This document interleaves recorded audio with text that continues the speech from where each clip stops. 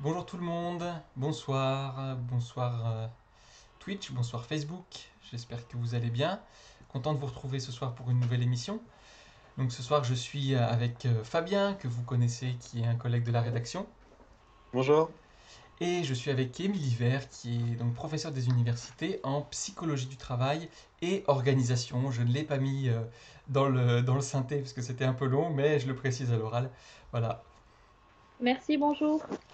Alors, ben voilà, donc ce soir, comme le titre du stream l'indique, on va parler de télétravail, de comment mieux le vivre, et puis aussi des changements récents dus à la pandémie, parce que la pandémie a obligé pas mal de personnes à télétravailler, dont nous à la rédaction de Sciences Humaines, mais si vous faites un métier qui peut se faire en télétravail, je suppose que vous y avez été aussi confronté. Donc ça dépend, peut-être que vous continuez ou peut-être que vous avez repris en présentiel. En tout cas, il y a eu quand même beaucoup de changements récemment. Donc voilà, notre dernier numéro qui est en kiosque depuis la fin de la semaine dernière, que je vous Jeudi montre dernier. là, voilà, s'appelle Manager le télétravail. Donc avec tout un dossier sur ce sujet, sur lequel Fabien a travaillé, puisqu'il l'a coordonné, et dans lequel il y a un article aussi d'Émilie Vert qui est avec nous ce soir. Voilà, donc on va pouvoir discuter de tout ça. Évidemment, on pourra pas traiter de tout, mais si vous voulez en savoir plus, n'hésitez pas à vous procurer le magazine dans les kiosques. Voilà, voilà. Mais je crois que c'est bon pour la petite intro. Fabien, donc je vais te laisser la parole. C'est toi qui va jouer le rôle de l'intervieweur avec notre invité de ce soir. Je rappelle, avant de te laisser la parole, si vous avez besoin de plus d'infos sur notre invité pendant toute la soirée, n'hésitez pas à taper point d'exclamation invité au féminin, puisque c'est une femme. Voilà, n'oublions pas le petit E à la fin. Donc vous aurez aussi les liens vers ces livres. Je vous les remettrai à la fin de l'émission. Et puis comme d'habitude, vous avez la rediffusion qui sera disponible sans doute demain sur notre chaîne YouTube. Voilà, maintenant vous êtes habitués. Bonsoir Elvire sur Facebook, bonsoir Lisu. Alors, Lisu, tu tapes invité, je suis désolé, il n'y a pas d'accent. Je mets pas d'accent dans les commandes. Regardez, je vous la mets, hop, tout de suite dans le chat. Voilà, pour que vous ayez les infos. Voilà, donc notre invité a écrit notamment 20 grandes notions de psychologie du travail et des organisations et la digitalisation du travail. Vous avez les liens vers ces livres. Voilà, ben je vais me taire un peu, puis je vais laisser la parole à Fabien. Oui, bah pour dire juste deux mots sur un peu ce dossier. Donc l'idée, c'était de parler du télétravail à l'aune des recherches universitaires et scientifiques sur le sujet, ce qui n'avait pas été tant fait que ça dans la presse, et puis ce qui est vraiment l'ADN de sciences humaines. Et donc, mais moi, quand j'ai cherché un petit peu les sujets qui avaient été traités, les chercheurs, chercheuses qui étaient susceptibles d'écrire, il y avait un nom qui revenait tout le temps, c'était notamment celui d'Émilie Vert, qui a écrit un article de synthèse paru en 2019, si je me souviens bien, notamment, entre autres textes, qui faisait vraiment un point à la fois sur la réalité du télétravail, un petit peu au-delà des idées reçues et des stéréotypes qu'on peut tous avoir en tête, hein, Mhm. et puis aussi sur l'angle qui nous intéressait pour ce dossier, sur en quoi les recherches justement scientifiques et universitaires peuvent nous aider, nous inspirer de bonnes pratiques, nous aider à identifier de mauvaises pratiques. Voilà, il y avait une dimension appliquée aussi qui ressortait souvent en conclusion plutôt des papiers. Donc voilà, ce côté constat, état des lieux objectif autant que possible et solution là encore autant que possible. C'était vraiment ça qui nous intéressait et autour duquel on a construit le dossier. Et donc, Émilie Vert a écrit le papier d'introduction, voilà, qui reprend un petit peu ces aspects-là. Et donc, bah, on avait pensé peut-être commencer, Émilie, sur la question du cliché du télétravailleur. Souvent, on peut imaginer le télétravailleur comme étant chez lui, profitant un peu de son temps libre aussi, travaillant comme il peut sur son ordinateur, mais en profitant aussi, voilà, pour faire les petits trucs à la maison. Dans quelle mesure ce cliché est fondé et finalement, surtout, c'est quoi concrètement un télétravailleur ou une télétravailleuse à domicile aujourd'hui? Oui. Alors, par rapport au profil, finalement, à qui télétravaille aujourd'hui, On est sur un profil qui est assez proche hein, de celui finalement des télétravailleurs avant pandémie, mais j'y reviendrai peut-être tout à l'heure hein, sur la question plutôt de la montée en puissance du télétravail. En tout cas, en termes de caractéristiques, les télétravailleurs sont pour moitié des télétravailleuses à peu près. Donc on a autant d'hommes que de femmes hein, qui télétravaillent. Par contre, la situation familiale joue beaucoup sur le recours à ce mode d'organisation du travail, puisque les statistiques montrent qu'il est plus répandu chez des personnes qui ont des enfants, et en particulier des enfants en bas âge, quelle que soit finalement la configuration de la cellule familiale, voilà, famille monoparentale ou parents vivant en couple.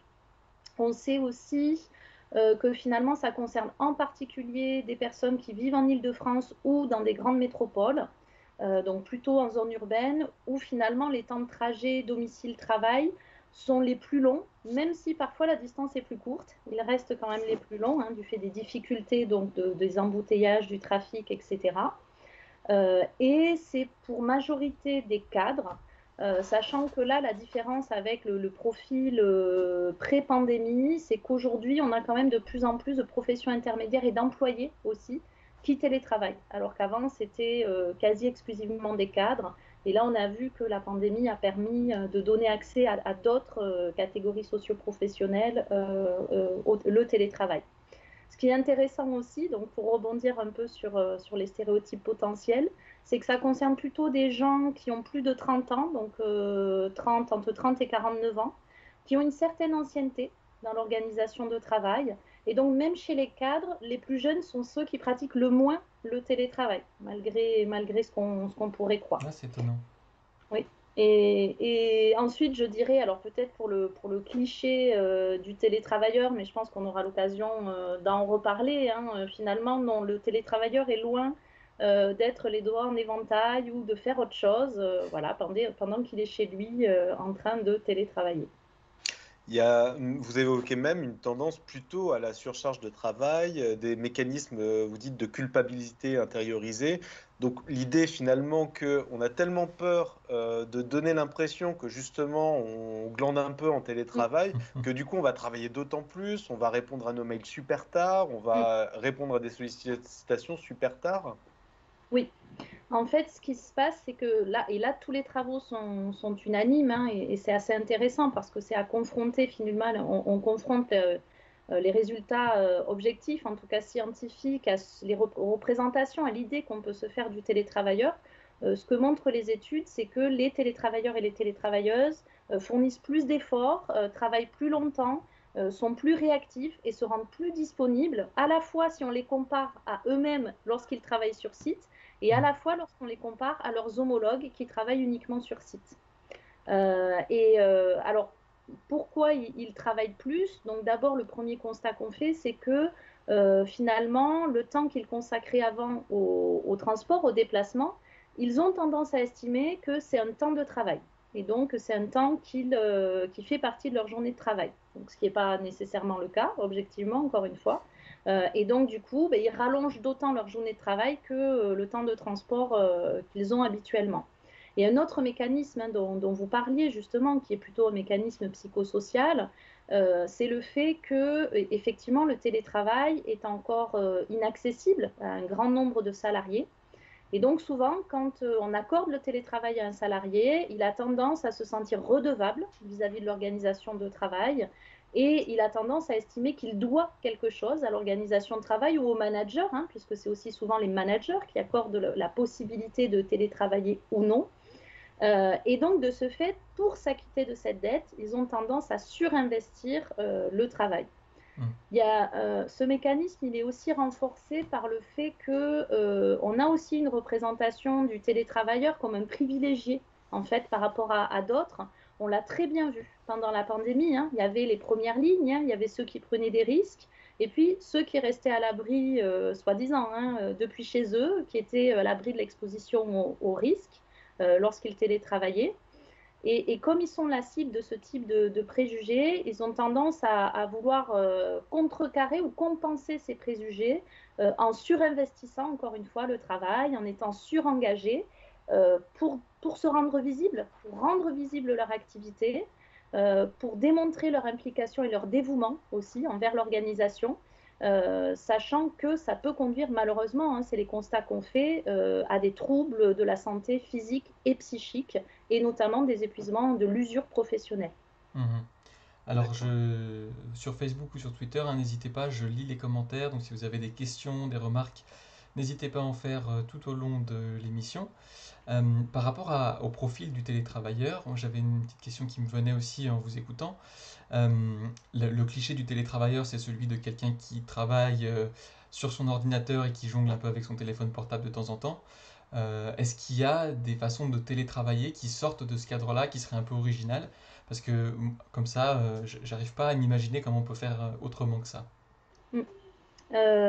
Alors, je ne suis pas sûre voilà, d'avoir en tête bien ce à quoi ça renvoie, mais bon, déjà, je dirais que le télétravail, c'est pas seulement le télétravail à domicile, même si c'est majoritairement le télétravail à domicile. Mhm, Pendant la pandémie, on a connu quasiment que du télétravail à domicile, mais c'était lié à des mesures sanitaires pour le coup. Sachant que le télétravail, en fait, peut se décliner et plus largement, hein. Donc, on a effectivement ce télétravail au domicile, mais on a aussi ce qu'on appelle le travail nomade. On trouve aussi parfois l'expression des digital nomades mhm, qui sont amenés à se déplacer, en fait, dans le cadre de leur activité professionnelle. Donc oui, il faut toujours qu'il y ait ces technologies de l'information et de la communication, ces outils et ces applications, hein, pour pouvoir télétravailler, mais qui sont amenés souvent à télétravailler en dehors de leur domicile et de l'organisation de travail, lors de leurs déplacements, chez des clients qu'ils vont rencontrer, etc. Et puis, il y a aussi le télétravail dont on parle de plus en plus à l'heure actuelle, hein, c'est le télétravail en espace de coworking. Alors, ça existe depuis déjà longtemps. On avait d'autres termes. On utilisait le terme de télétravail en tiers-lieu, télétravail en télécentre. Et donc là, on est sur des espaces de travail, donc soit qui sont loués par l'organisation de travail, soit qui sont partagés entre plusieurs organisations de travail, soit c'est justement des espaces qui sont proposés avec des abonnements. C'est un peu les cafés de coworking qu'on connaît, qui mhm. peuvent être remboursés, hein, par l'organisation de travail. Et donc, c'est encore une autre forme de télétravail. Et si on termine sur le profil, il y a à peu près, vous parliez de la fracture un petit peu dans la population, il y a à peu près quel pourcentage de la population aujourd'hui qui télétravaille? Et il y a un débat récurrent aussi sur la part des emplois télétravaillables en France. Alors, les estimations sont difficiles, mais elles seraient de quel ordre? Alors, pour ce qui est des télétravailleurs à l'heure actuelle, je dirais que alors les chiffres varient parce qu'avec les vagues, ça a été un peu compliqué, hein, même s'il y a des mesures répétées qui se sont faites, qui ont été réalisées depuis la pandémie. Donc, en fonction des mesures sanitaires, c'est un peu compliqué. À l'heure actuelle, on est à peu près entre 20 et 25% de salariés qui télétravaillent, donc un quart, quoi, quasiment. Sachant qu'avant avant la pandémie, on était vraiment très très loin de ce chiffre-là. On était à 3% des salariés qui télétravaillaient. On parle de personnes à 100% du coup, là.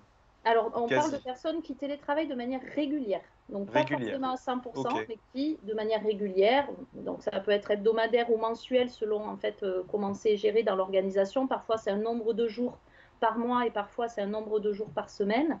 Mais en tout cas, qui télétravaillent de manière régulière. Donc, le télétravail est vraiment instauré dans leur organisation de travail. Et donc, ça, c'était le télétravail régulier, 3% des salariés avant la pandémie. Aujourd'hui, 20-25%. Pendant le premier confinement, on est monté jusqu'à 40%. Donc, ce qui donne une idée un peu on pourrait dire, de la proportion de postes télétravaillables. Maintenant, on peut aussi penser les choses un peu différemment. Non plus les postes et les tâches telles qu'ils existent, mais on peut aussi repenser la répartition des tâches. Et donc, pourquoi pas donner accès à des personnes au télétravail en leur attribuant des tâches télétravaillables, même si, a priori, à l'heure actuelle, le poste ne permet pas forcément d'accéder au télétravail. Mm, mm, mm.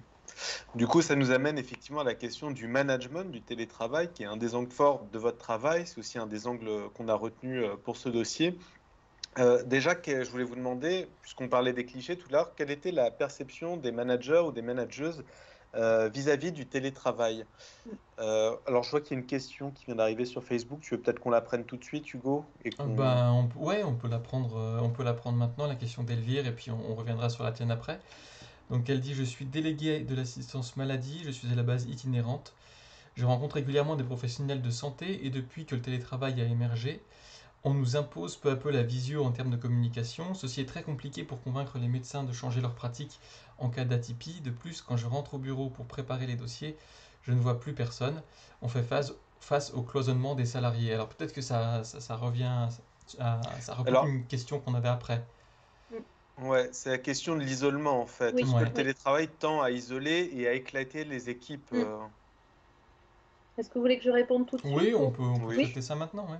oui, oui, ça c'est un risque majeur du télétravail. C'est la dégradation des relations professionnelles, c'est les risques d'isolement et d'exclusion aussi professionnelle, sachant que lorsqu'on télétravaille au domicile, malheureusement, on cumule avec un risque d'isolement social en plus Mhm. de l'isolement professionnel.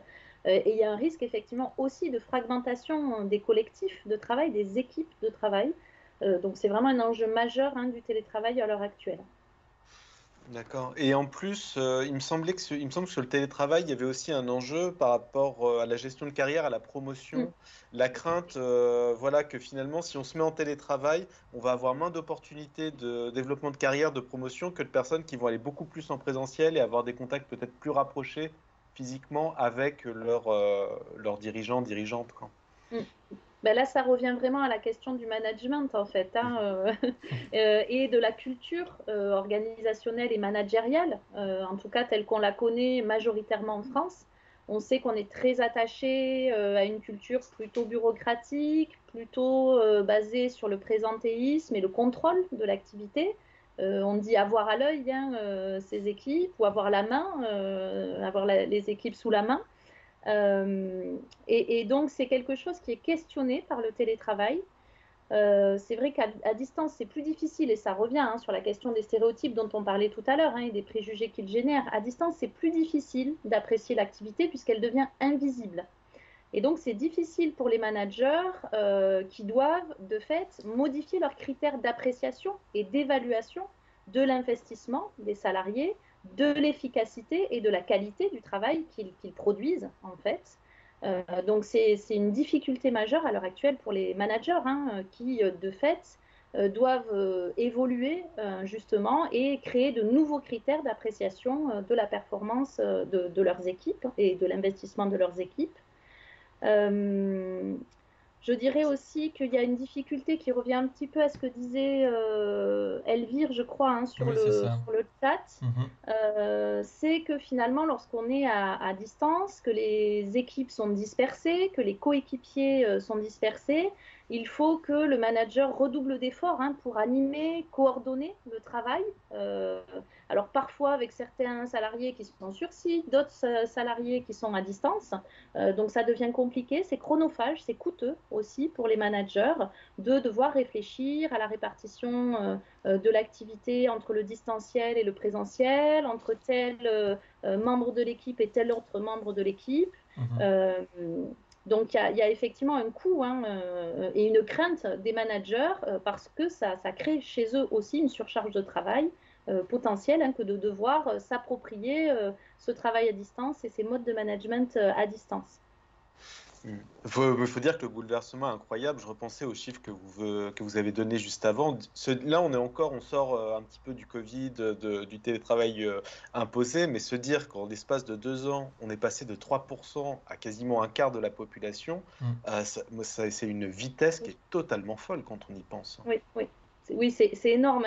C'est vrai qu'on pourrait croire qu'il y a eu une progression. En fait, ça a été une progression fulgurante. La pente n'a pas été douce et ça a été parfois très violent quand même pour les salariés et les organisations de travail, les managers. Le télétravail en confinement a été à la fois très violent et à la fois de manière assez ambivalente. Ça a aussi permis à des personnes de surmonter ce moment de crise, ce moment de difficulté, l'anxiété liée à la situation sanitaire. Mais oui, ça a été un choc, un vrai bouleversement pour les salariés et les organisations de travail. Hmm.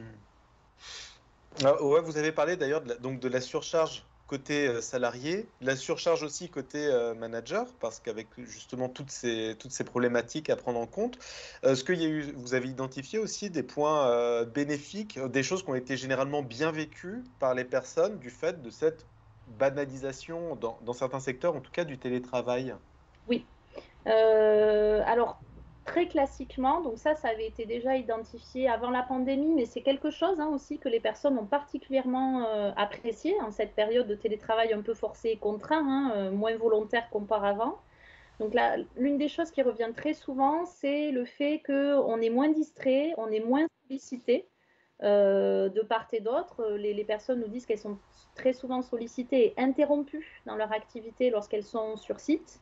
Et de fait, ça leur permet de pouvoir travailler plus au calme, d'avoir un environnement de travail moins stressant et de pouvoir accomplir des tâches qui nécessitent beaucoup de concentration. D'ailleurs, souvent, les télétravailleurs et les télétravailleuses répartissent les activités qu'ils doivent accomplir selon ce mode. On garde le travail le plus complexe, qui nécessite le plus de concentration pour les moments où on est en télétravail. Donc ça, c'est un premier avantage. Et de fait, les télétravailleurs disent qu'ils gagnent en efficacité et en productivité lorsqu'ils sont en télétravail.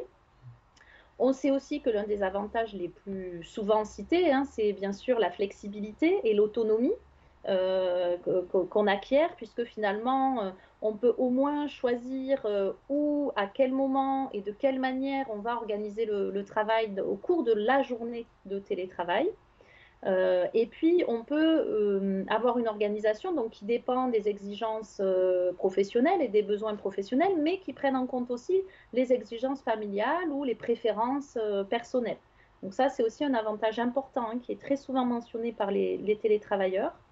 Bien sûr, la question de la conciliation entre vie professionnelle et vie privée. Le fait que cette flexibilité, cette souplesse, justement, permet de mieux s'organiser, de hiérarchiser aussi en fonction des priorités. Si une urgence se présente, qu'elle soit professionnelle ou familiale, on peut choisir de répondre immédiatement à cette urgence. Voilà, c'est un exemple qui est très souvent cité par les télétravailleurs ou les télétravailleuses. Si je dois aller chercher mon enfant à l'école parce qu'il est malade, parce qu'il y a eu un accident, je peux le faire sans demander rien à personne, ce qui n'est pas le cas si je suis sur site où je dois demander à partir, à quitter mon travail sans savoir à quel moment je vais pouvoir revenir. Et puis, il y a aussi un certain nombre de télétravailleurs qui disent que finalement, ils gagnent en bien-être et en sérénité, mais aussi en qualité de vie, de manière générale. Que finalement, pour certains, ça permet de se mettre à distance d'un climat de travail qui parfois est délétère, que ça permet également donc d'éviter le stress qui est généré par les déplacements, les trajets, les transports en commun. Et puis aussi, et ça on le vit depuis quelques mois, le fait de pouvoir finalement s'éloigner des métropoles permet aussi de gagner en termes de conditions de vie. Voilà, et donc de cadre de vie plus agréable, plus serein. D'accord. C'est extraordinairement ambivalent quand vous faites le tableau global, il y a vraiment des avantages très très forts et des inconvénients très très forts qui sont mentionnés par toutes les personnes qui recourent au télétravail aujourd'hui. Alors, Elvire qui demande, Madame Vert, voit-on apparaître un début d'essoufflement concernant le télétravail? Est-ce que c'est une question d'essoufflement dans la question par rapport à la quantité de télétravailleurs ou est-ce que c'est par rapport à la qualité de vie des télétravailleurs? Parce qu'on aurait besoin d'une petite précision voilà, pour être sûr de la question. Et elle nous disait aussi avant, le télétravail engendre d'autres modes de communication qui ne favorisent pas la qualité du travail. Ça, c'est aussi une question un peu plus générale sur est-ce qu'on travaille, est-ce que ce qu'on produit en tant que travailleur est de bonne qualité et quand on télétravaille, est-ce que c'est de moins bonne qualité que si on était en présentiel ou pas? Est-ce que vous avez des réponses par rapport à ça? Puis faut-il aimer les réunions en visio aussi, je pense. Il y a ça dans la question. Il y a ça aussi, ouais. Alors en fait, si on s'en tient à ce que disent les télétravailleurs du point de vue d'une activité individuelle, on va dire, eux, ils estiment qu'ils gagnent effectivement en efficacité et en qualité. Ils font un travail de meilleure qualité parce qu'ils sont dans un environnement de travail de meilleure qualité. En fait, c'est un peu ça, si je résume. Par contre, ce qui est sûr, c'est que toutes les activités qui impliquent de la collaboration, de la coopération sont mises à mal lorsqu'elles se déroulent à distance. Et on peut même penser, et c'est arrivé pendant la pandémie, à l'insertion aussi socio-professionnelle. Il y a eu un certain nombre de jeunes ou moins jeunes qui ont intégré une organisation de travail, qui ont été embauchés en télétravail. Or, on sait à quel point observer les autres en train de faire, les écouter en train d'interagir, permet d'acquérir des connaissances et des compétences, des savoirs et des savoir-faire. Et donc ça, c'est vraiment primordial dans l'épanouissement professionnel, mais aussi dans l'exercice du métier et des activités. Donc oui, au niveau individuel, on peut gagner en qualité, en concentration, en environnement de travail. Au niveau des collectifs, c'est assez différent. Et là, on a plutôt des résultats qui ont tendance à montrer que ça met en difficulté le travail collectif. Ça veut dire que même si on aime les visios, c'est quand même moins bien que d'être en présentiel, quoi. C'est pas la même chose. On fait pas la même chose en visio que ce qu'on fait quand on est en présentiel. Voilà. D'accord. Alors ça, juste pour le signaler, il y a des questions qui sont beaucoup traitées dans le dossier, hein. On a fait, par exemple, Laurent Tasquin, qui est chercheur à l'université de Liège, si je me souviens bien, a écrit sur l'esprit d'équipe. Peut-on avoir un esprit d'équipe en télétravail? Il y a aussi une étude très intéressante de Tristan Haute, d'un sociologue qui s'appelle Tristan Haute, sur l'action collective et la représentation collective syndicale, notamment en entreprise, dans des situations de télétravail. Et effectivement, il y a vraiment à chaque fois des résultats très, très contrastés. On a fait un article aussi sur la créativité. Peut-on être créatif en télétravail? Parce que souvent, c'est vrai qu'on dit que les discussions à la machine à café, c'est là que jaillissent un petit peu les idées. Ce qu'on peut aussi avoir, ce même genre de jaillissement en visio, bah, là encore, c'est ambivalent. Il y a beaucoup d'ambivalence. Sur l'insertion, moi, je voulais vous demander aussi, si, pour les jeunes, je pense à ceux qui ont eu entre 18 et 20 ans pendant les 2 années de Covid, qui peut-être ont été amenés à faire leur premier stage, leurs premières expériences dans des entreprises.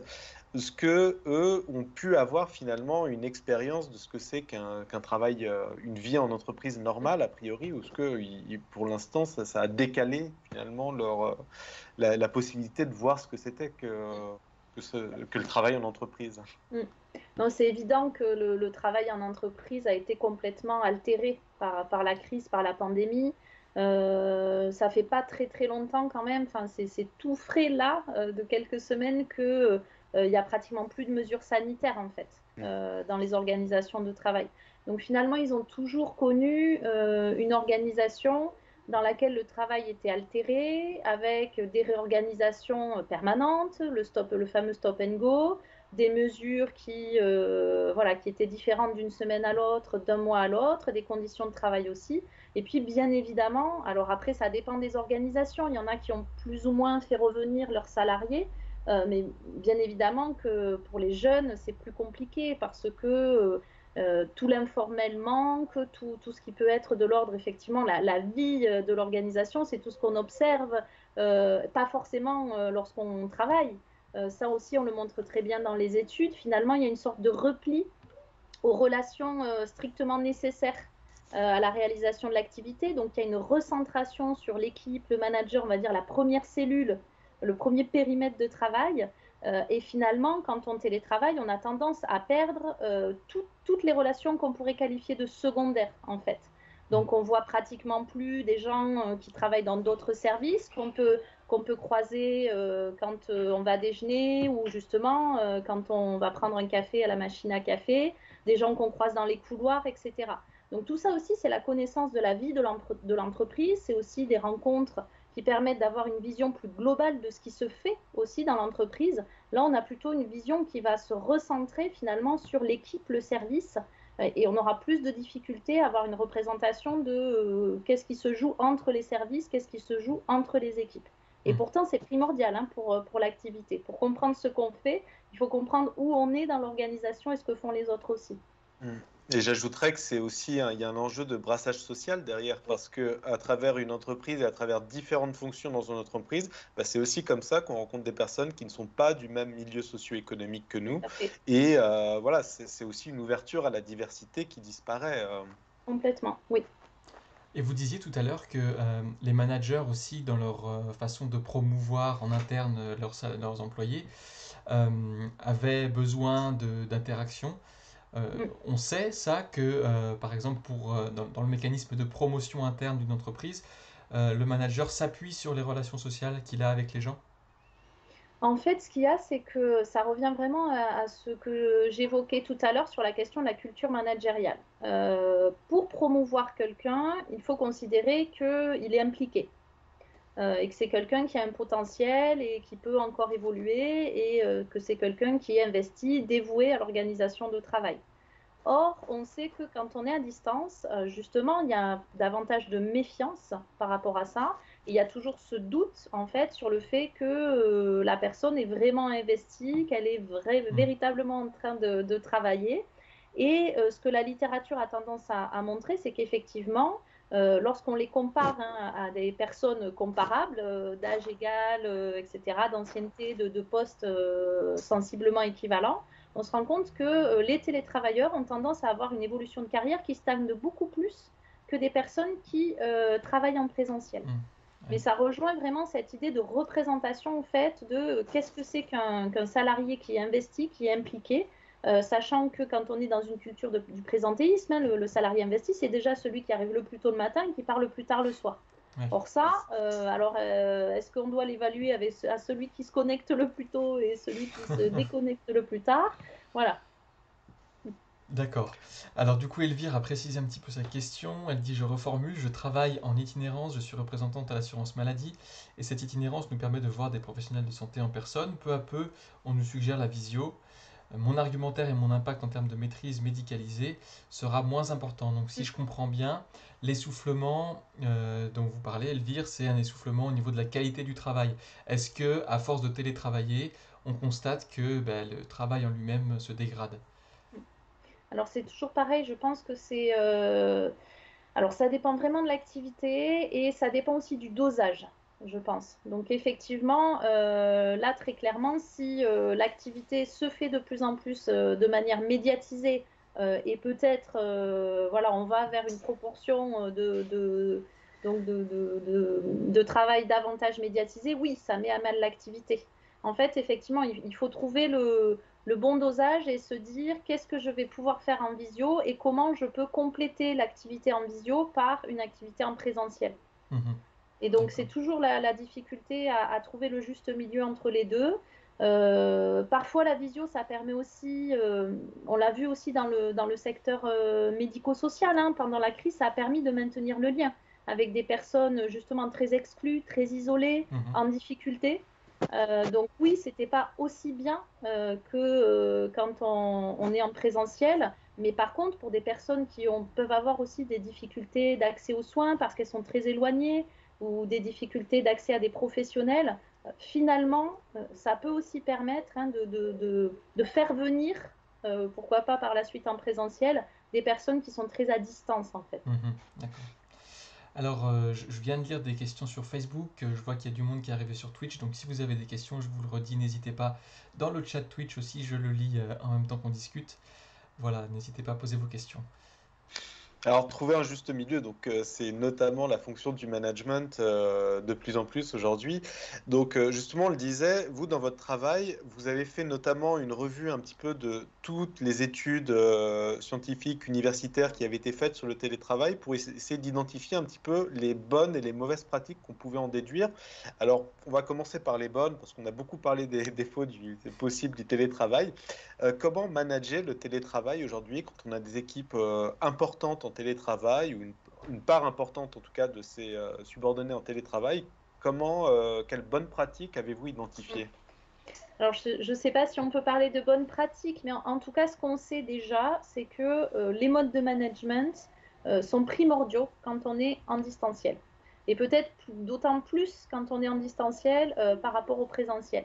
On sait que c'est très important, et ça revient à la question du contrôle, hein, de laisser des marges de liberté, de laisser des marges de manœuvre aux personnes donc, qui télétravaillent, de leur conférer de l'autonomie, et puis pour les managers d'apprendre peut-être à davantage déléguer et à continuer à accorder ou à réaccorder leur confiance, hein, puisque là, les études montrent que même quand on a une relation de confiance forte entre un manager et son collaborateur, elle est tout de suite remise en question dès que la personne bascule en télétravail. Donc ça, c'est un résultat assez intéressant. Donc, il y a un travail là-dessus. Il faut que les managers soient particulièrement vigilants à la question des relations dont on a parlé, hein, et des collectifs et du maintien du lien social au sein de ces collectifs, à l'organisation et à la coordination du travail à distance. Et donc là, pour eux, ça veut dire aussi qu'eux-mêmes, il faut qu'ils puissent être appuyés, qu'ils puissent être soutenus matériellement, techniquement, mais aussi par la formation, par leur organisation de travail. Donc ça, c'est très important parce qu'on sait que du mode de management va dépendre à la fois la performance des salariés, mais aussi leur intégration au sein de l'équipe de travail et le maintien dans l'organisation et la santé psychique des salariés. Donc c'est vrai qu'ils ont un rôle vraiment primordial dans le travail à distance. Donc, si je résume, il y a d'une part un changement culturel vis-à-vis de tout ce qui est présentéisme et contrôle, Oui. et d'autre part, des dispositifs à mettre en place pour recréer le lien social qui disparaît en partie, au moins avec le télétravail. C'est les deux points Oui. que vous mettriez en avant. Et j'ai envie de vous demander, en fait, bêtement, comment impulser un changement culturel? Est-ce qu'il faut se faire violence? Par exemple, je suis manager, je me dis, bon, là, j'ai envie de vérifier si mon salarié ou ma salariée est connecté, mais je vais pas le faire. Je vais partir du principe et puis je vais regarder peut-être le résultat final, ce qu'on appelle, je crois, un management par objectif, du coup. Regarder finalement si le travail est fait en temps et en heure et Oui. arrêter de contrôler les étapes. Ça pourrait être quelque chose comme ça. Tout à fait. Donc il y a à la fois cette idée de laisser ces marges de liberté. Finalement, comme on l'a dit tout à l'heure, ce qu'apprécient les télétravailleurs, c'est pouvoir s'organiser. Donc ça, et d'avoir la flexibilité et la souplesse. Donc si on leur impose des horaires de travail, une manière de faire les choses, etc., ben pour eux, les bénéfices du télétravail sont nécessairement moindres. Donc ça, c'est un élément important. Donc oui, il faut à la fois, et c'est un savant dosage là aussi, à la fois laisser des marges de liberté et à la fois ne pas laisser livrer à eux-mêmes les salariés. Parce que basculer en télétravail, ça ne va pas de soi. Comme manager le télétravail ne va pas de soi. Et finalement, on a dit qu'on pouvait avoir des risques de surinvestissement, de surengagement, et parfois des difficultés de se déconnecter, de se détacher et de contenir et à contenir le travail. Donc il faut à la fois accompagner, enfin laisser ces marges de liberté et à la fois accompagner pour recréer peut-être des repères sociaux et temporels que n'ont plus les télétravailleurs lorsqu'ils sont à distance. Et ça aussi, on sait que c'est source de surengagement et de souffrance en fait chez les télétravailleurs, d'être un peu perdus, de ne pas trop savoir comment s'organiser au départ, ce qui peut les conduire à faire des choses qui ne sont pas du tout, pour le coup, efficientes, efficaces et productives. Ça veut dire concrètement, on donne aux télétravailleurs une plage de travail, par exemple. On leur dit vous travaillez de 8h à 17h30 et après vous pouvez considérer que c'est terminé. Alors, pas forcément, parce que ça peut ne pas être en accord avec leurs besoins familiaux, par Ah oui. exemple, ou personnels. Mais on peut, par exemple, faire un point avec eux. C'est-à-dire, voilà, comment tu t'es organisé aujourd'hui? Est-ce que tu as eu des difficultés? Est-ce qu'au contraire, il y a eu des choses qui ont bien fonctionné? Et comment on peut imaginer l'organisation pour la semaine prochaine ou pour demain, etc. D'accord. Et pourquoi pas aussi, encore une fois, instaurer un dialogue aussi entre les membres de l'équipe ou entre les membres d'équipes distinctes sur finalement ces fameuses bonnes pratiques. Les managers peuvent aussi partager ce qu'ils arrivent à faire qui leur paraît intéressant. Et puis, les télétravailleurs peuvent aussi partager leurs propres expériences, leurs difficultés et leurs réussites, en fait, pour essayer de co-construire finalement ensemble les modalités de télétravail et les modalités de régulation des activités en télétravail. Mhm. Oui, Elvire qui nous dit sur Facebook, attention au droit à la déconnexion avec le télétravail, ma frontière devient floue. Ça, c'est quelque chose que vous nous disiez tout à l'heure, vous avez constaté chez beaucoup de télétravailleurs. Oui, oui, oui, je disais l'un des avantages principaux, c'est la conciliation entre vie professionnelle et vie privée. Mais l'un des risques aussi importants, c'est cette difficulté à faire la part des choses. Finalement, alors c'est en particulier le télétravail à domicile. Si on se souvient de ce qu'on a dit tout à l'heure, ça ne concerne pas du tout le télétravail en espace de coworking. Oui. Mais en tout cas, pour le télétravail à domicile, il y a cette difficulté à ne pas avoir l'impression de tout le temps être au travail, en fait. Parce que finalement, la pièce ou l'espace ou l'outil de travail, il est toujours présent au sein du domicile, donc dans un espace qui est censé, en principe, être dédié à la vie hors travail, entre guillemets. Donc c'est toujours difficile d'arriver à faire la part des choses, d'autant plus quand on a des personnes présentes au domicile, Les enfants, parfois, le conjoint qui peut lui aussi être en télétravail. Donc, c'est pas évident d'arriver à trouver voilà, comment organiser les choses et comment arriver à délimiter. Alors, d'une part, je dirais physiquement, ça peut passer par une délimitation physique. Il y a beaucoup de télétravailleuses qui disent ben moi, je me suis fait, j'ai une pièce dédiée, je ferme la porte, ça me permet de faire la coupure et quand je sors, je sors.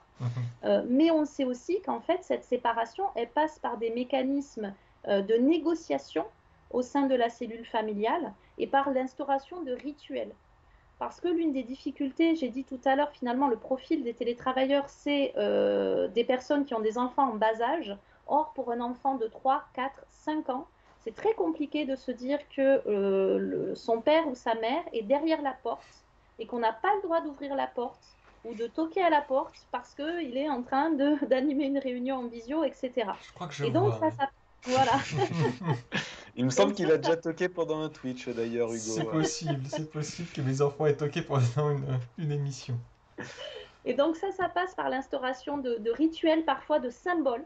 Ça peut être, on voit des petits panneaux qui sont créés, qu'on met sur la porte en disant tu peux déranger papa ou tu peux pas déranger papa, par exemple. Il y a certaines personnes qui mettent un symbole du travail. Hein. Ça peut être mettre la cravate sur la poignée de la porte quand on ne peut pas rentrer, enlever la cravate quand on est accessible.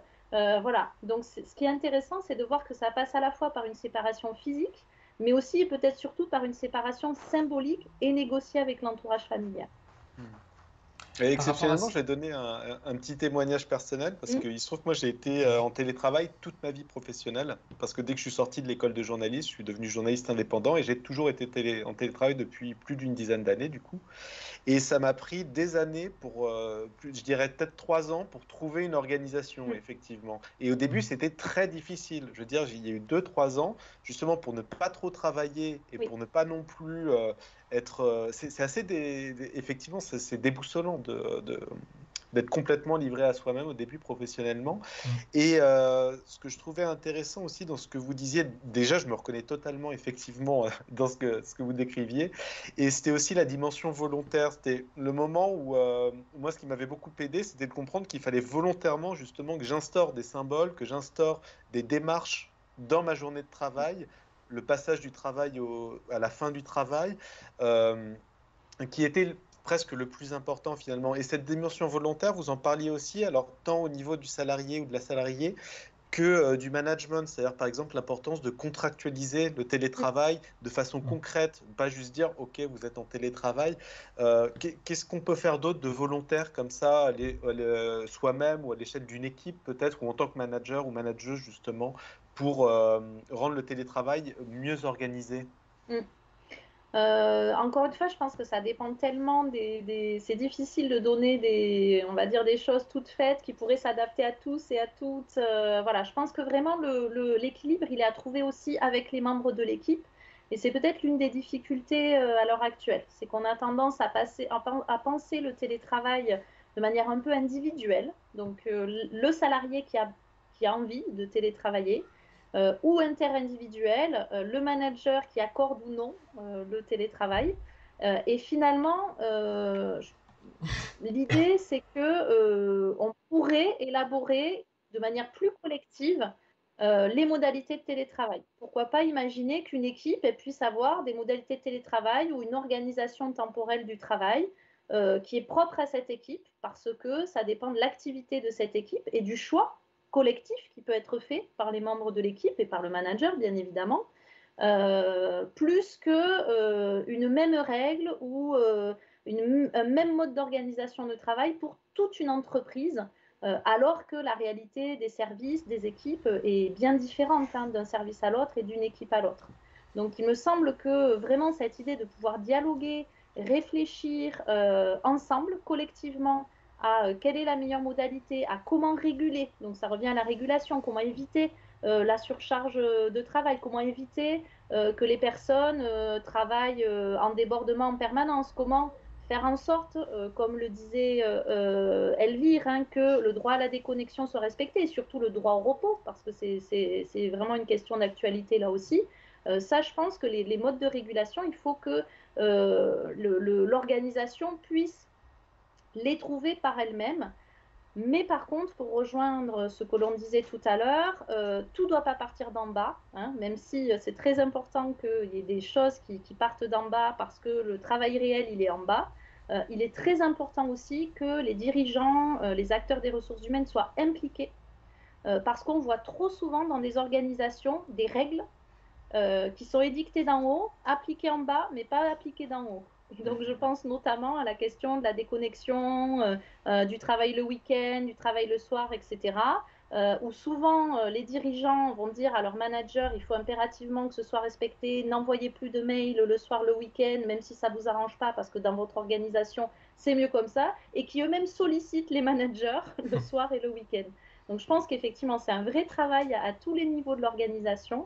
Mais l'idée, c'est qu'il faut qu'il y ait un maximum de choses qui partent aussi de l'organisation, tout en ayant en tête que c'est très important que tous les acteurs soient effectivement sensibilisés. Il faut connaître les risques et les bénéfices du télétravail pour pouvoir se prémunir des risques et puis renforcer les bénéfices du télétravail. Pour être sûr de bien comprendre la sortie d'un paradigme un peu individuel, recentré sur l'activité, donc si je vous ai bien suivi, ça veut dire quoi concrètement? Ça veut dire que par exemple, chacun pourrait identifier dans sa journée de travail les moments qui sont plutôt les activités ou les tâches qui sont plus adaptées à du télétravail, celles qui sont plus adaptées à du présentiel, les réunions qui peuvent se faire à distance, celles qui nécessitent vraiment qu'on se mette ensemble autour d'une table. C'est ça un petit peu ce travail-là qu'il faudrait faire idéalement? Complètement, oui, oui. Au niveau individuel et de l'équipe, c'est-à-dire que je peux avoir des préférences, mais le collectif fait que on sait aussi qu'il y a des enjeux collectifs, il y a des besoins collectifs, et donc ça peut être intéressant de voir comment on peut articuler besoins individuels, besoins collectifs ou contraintes liées au travail individuel, contraintes liées au travail collectif ou à l'organisation, de voir comment on peut trouver une bonne articulation satisfaisante pour le plus grand nombre, voilà, entre ces dimensions-là. Hugo, je t'ai coupé plusieurs fois, je crois que tu avais une question. Non, moi j'avais une question tout à l'heure par rapport à cette idée de cloisonnement. Je ne sais pas si on a constaté que les télétravailleurs qui avaient la possibilité, par exemple, de se trouver une pièce pour en faire un bureau ou de cloisonner un espace spécifique pour le télétravail, le vivaient mieux que les personnes qui avaient, par exemple, un tout petit appartement et qui étaient forcées de travailler dans la cuisine ou dans le salon. Oui, oui, oui, ça, il y a plusieurs études qui montrent que le fait d'avoir une pièce à part et dédiée au télétravail, ça facilite quand même l'organisation du télétravail et voilà, le télétravail en général. Donc c'est un élément important, pas suffisant, mais c'est un élément important. Est-ce que ça s'étend aux personnes justement qui vont dans des espaces de coworking en dehors de chez eux pour instaurer une coupure à la fois spatiale et temporelle entre vie privée et vie professionnelle? Oui, c'est l'enjeu. C'est pour ça aussi qu'on parle de plus en plus des espaces de coworking, c'est parce qu'on s'est rendu compte que effectivement la difficulté parfois, alors selon la configuration familiale et puis la configuration du domicile, donc là on parle d'un idéal, j'ai les moyens d'avoir une pièce dédiée au télétravail avec un espace convenable, un bureau approprié, etc. On a dit que c'était souvent dans les métropoles en fait qu'on télétravaillait ou en proximité. Et de fait, si on ne s'éloigne pas de manière importante de l'organisation de travail, les loyers sont chers, les superficies sont plus petites, plus restreintes, donc c'est plus difficile. Ce qui fait qu'aujourd'hui, on pense de plus en plus aux espaces de coworking parce qu'on se dit que cette dimension du collectif, si certains membres d'une équipe, par exemple, ou managers et collaborateurs peuvent se retrouver dans un espace de coworking, ça peut éventuellement pallier les difficultés liées au relationnel ou au travail collaboratif. Et puis aussi, ça permet de faire plus clairement la coupure, effectivement, entre vie professionnelle et vie privée, sachant qu'il faut quand même que ces espaces de coworking permettent toujours la flexibilité et la souplesse, qu'on puisse en partir. L'idée, c'est pas de recréer un mini espace de travail sur site, en fait.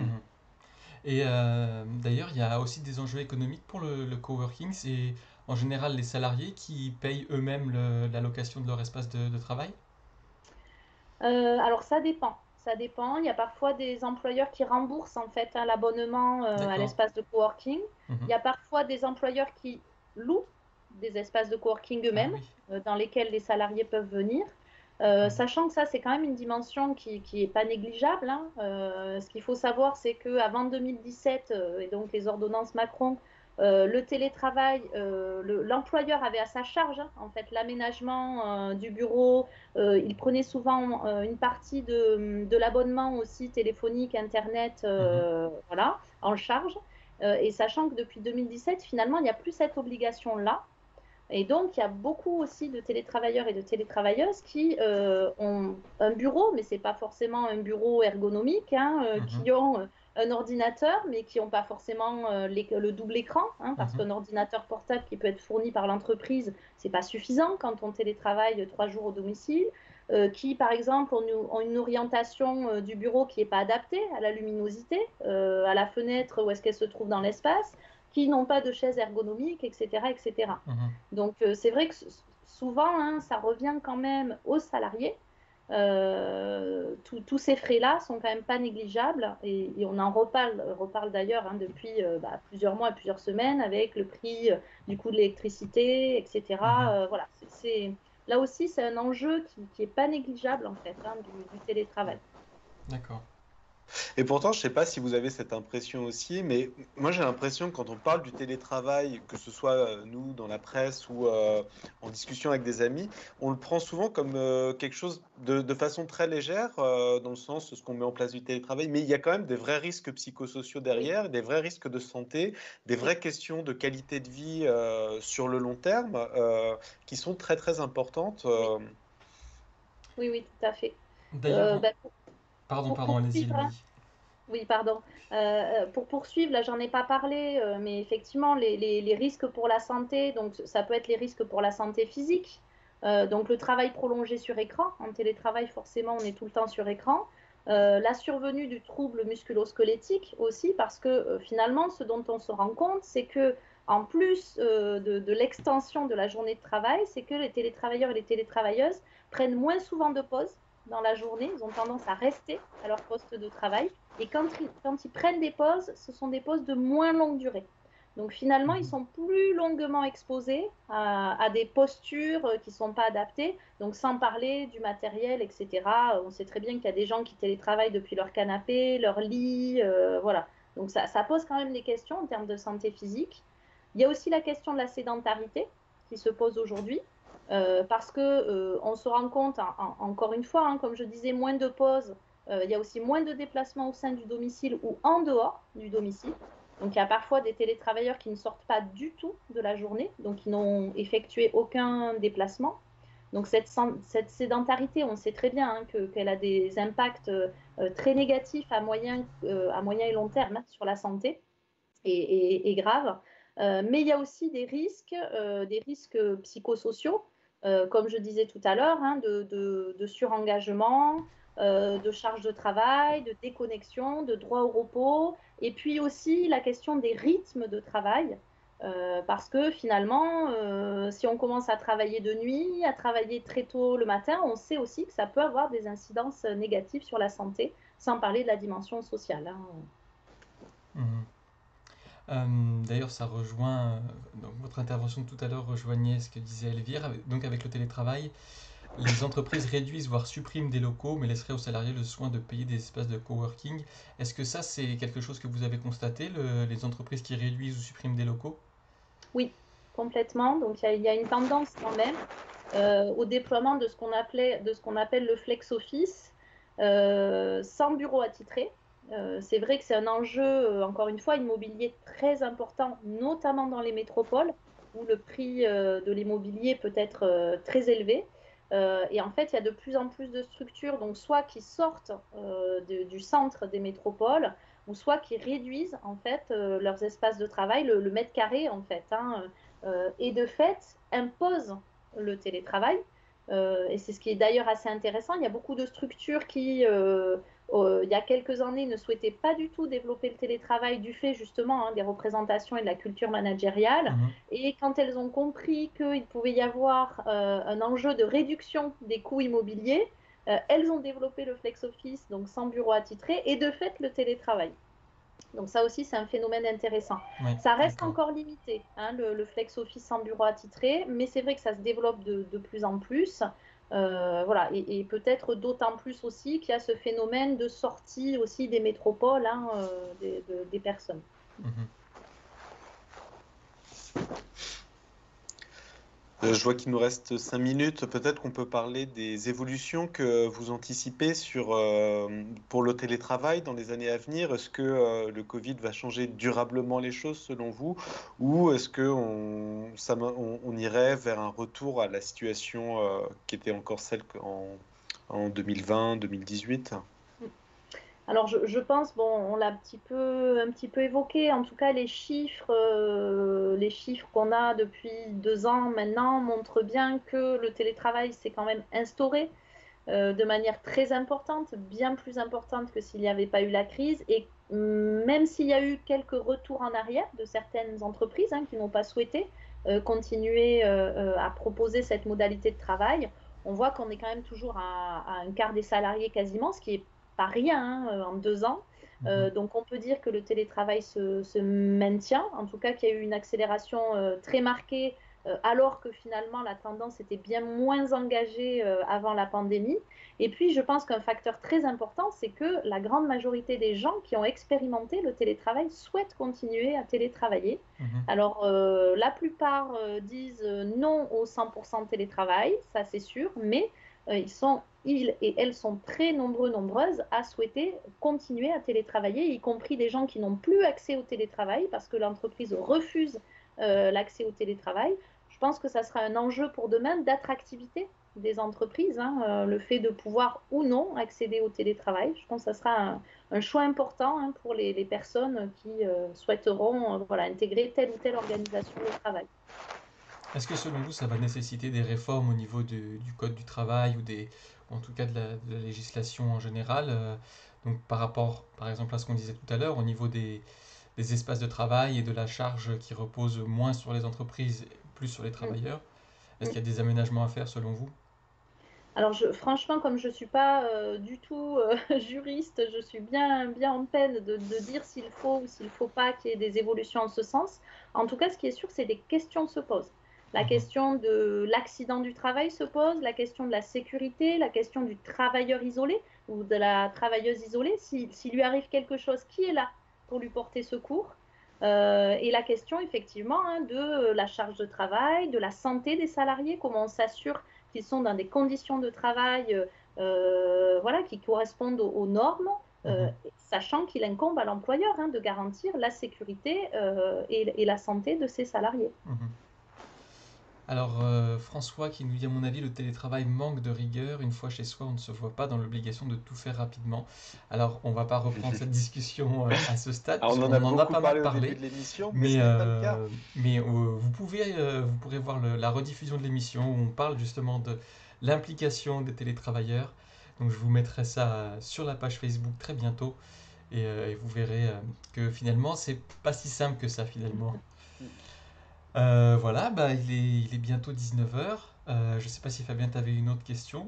Non, je pense qu'on a donné un bel aperçu On du a fait le sujet. tour. Et encore une fois, moi, je recommande vivement l'article d'Émilie Vert dans le dossier de sciences humaines et l'ensemble du dossier, parce que ça donne vraiment un tour d'horizon sur tout un tas d'autres questions qu'on n'a pas évoquées aussi. Par exemple, est-ce que le télétravail est plus écologique que le travail en présentiel? Là Mhm. encore, bah, la réponse est ambivalente, en fait.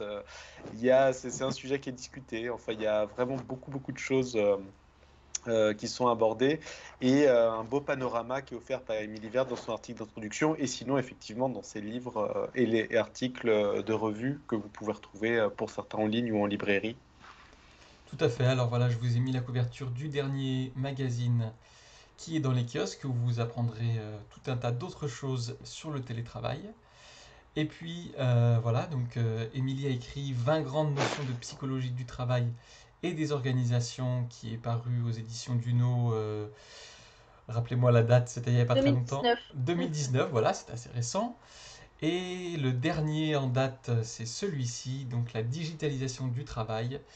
Je vous mets les liens, hop là, dans le chat sur Facebook et sur Twitter et sur Twitch, pardon.